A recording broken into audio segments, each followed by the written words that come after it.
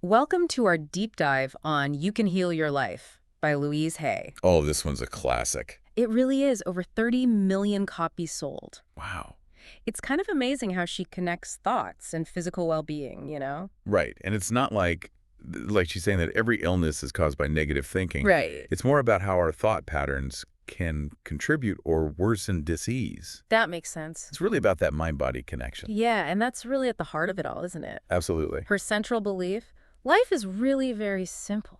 Mm-hmm. What we give out, we get back. Yeah, it's like that boomerang effect. It is. Our inner world shapes our experiences. And she gives us the tools to apply that, right? Absolutely, to daily life, understanding how thoughts create our reality. And then using that to create the reality we want. Exactly. You know, one thing that really stood out to me was the story about her client with chronic pain. Oh, And it all stemmed from her father's criticism and her belief that life is dangerous. yeah, that really shows how unresolved emotional issues can manifest physically. It's powerful stuff.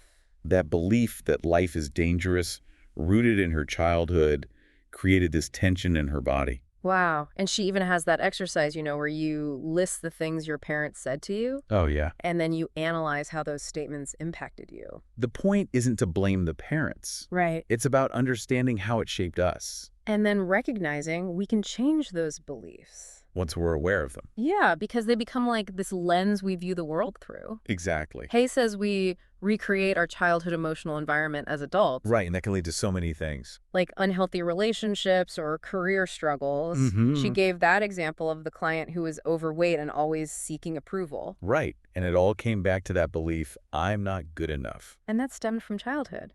It often does. It's crazy how those patterns repeat. It is. And that's where forgiveness comes in, right? To break free from the past. Powerful stuff. It's not about condoning. Right? It's realizing holding on to resentment is like drinking poison and expecting the other person to die. Oh, wow. It's about freeing yourself. But to actually change those thoughts, she stresses awareness, right? That's the first step. It's like mental house cleaning. Exactly. Got to clear the clutter. Oh, and she has that affirmation, I am willing to change. Oh, that's a good one. It's so simple but powerful. It really is. A catalyst. It's about creating new pathways in the brain, making that conscious choice to shift. She also talks about resistance, you know, to change. Ah, yes, resistance. She mentioned a client who kept breaking her back.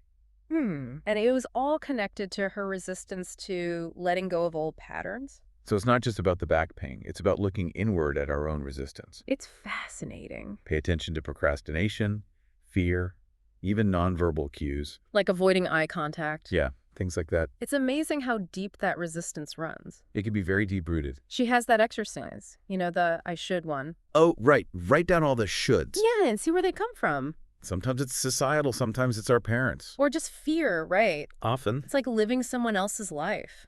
You're not wrong. And then, of course, there's self-love. The foundation. The foundation for healing. Accepting ourselves, flaws and all. Not ego or vanity, but true self-acceptance. Exactly. And that leads us to the mirror exercise. Yes, the mirror. Standing in front of the mirror and saying, I love you. It can be tough at first. I bet it brings up a lot of resistance. It does for many people. But with repetition, it breaks down that self-criticism. It's a process. So if self-love is the foundation, how do we actually cultivate it? Start with the simple things. Like what? Appreciate a sunset. Enjoy a meal. Take a bath. Those little pockets of joy. Exactly. And then she says, make a list of things you love about yourself. Yes. Shift the focus to self-appreciation. Recognize our gifts and talents. We all have them. And once we've got that self-love and acknowledge the need for change, that's where affirmations come in. Affirmations.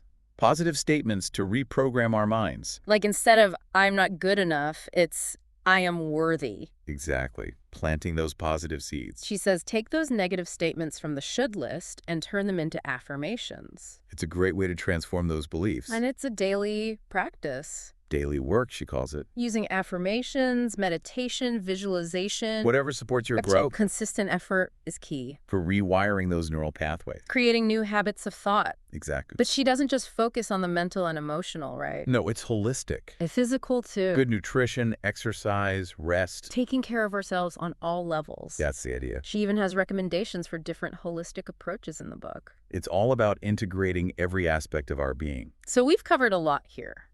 From thoughts creating reality to forgiveness, self-love, and daily practices. It's a lot to unpack. What's striking is that it's not just about healing, it's about empowerment. Taking control of our lives. She's saying we have the power to heal ourselves. And create the life we want. And she lived it. She shares her own story in the book. Her journey's inspiring. Makes it even more powerful. Showing transformation is possible. No matter where you start. Exactly. She compares the intelligence of the universe to our own minds. It's a powerful analogy. If the universe can create galaxies, what can we create with our minds? When we use them consciously. It really makes you think. It does.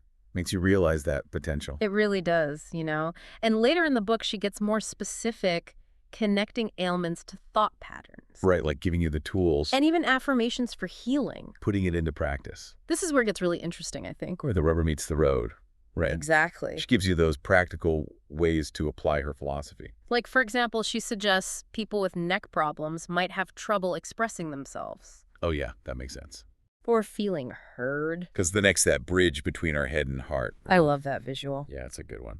And she also talks about excess weight, how it could be a need for protection. Oh, interesting. Or a fear of vulnerability. It's not just about dieting then, it's deeper. It's about those underlying emotional needs. Right. The body's trying to tell us something. And of course, some people might think it's a bit simplistic, you know, like just change your thoughts and you'll be healed. Sure, and it's important to remember she's not saying ditch conventional medicine. Right. It's a compliment. It's about being proactive. Recognizing how much our thoughts impact our health. It's all connected. And she even has a section on holistic healing, right? Encouraging exploration. Nutrition, exercise, even spiritual practices. It's about addressing all levels. Not one size fits all, but finding what works for you. Exactly, your own unique path.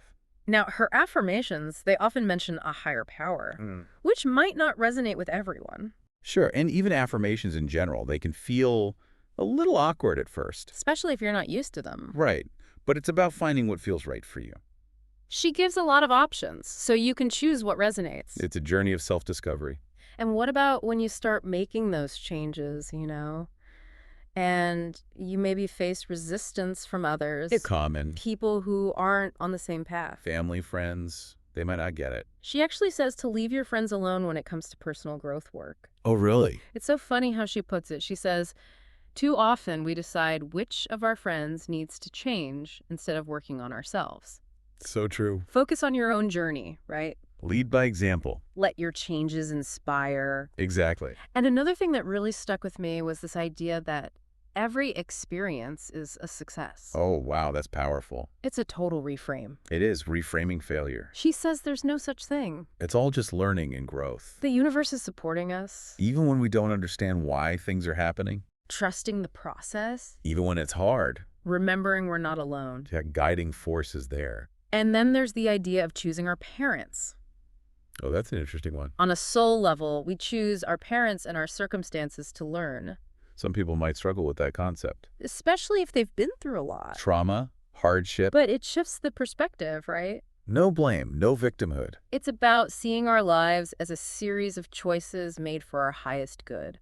Finding the purpose, even in the challenges. I want to touch on one more thing before we wrap up. Okay. This idea of the potential of our minds. Ah, yes, the power of the mind. She calls it a tool. It is a powerful one. If the universe can create galaxies, she says, imagine what we can create with our thoughts. When we use them consciously? That's just incredible. It makes you realize the possibilities are kind of endless. Right, like what are we capable of? Exactly. And she encourages us to dream big, you know? Believe in our own power to create. It's like she's giving us permission To step into that potential. So for someone picking up, you can heal your life for the first time, what's your advice?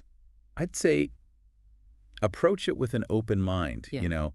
Be willing to experiment. Don't get too caught up in the Right. details. Focus on the principles, see what And resonates. find what works for you. It's your journey, your path. It's a process, not a destination, right? Exactly. Be patient. Celebrate those successes. And don't be afraid to ask for help along the way. That's such great advice for anyone on this path of personal growth. It's all about growth. Well, it's been amazing exploring this book with you It really has. It's always so fascinating to dive into these ideas. and see how they can apply to our lives. Absolutely. We hope you've gained some valuable insights from our deep dive today. Lots to ponder. Remember, you have the power to heal your life. To create that joy and well-being. It all starts with your thoughts. Choose them wisely. Thank you for joining us on this journey. Until next time.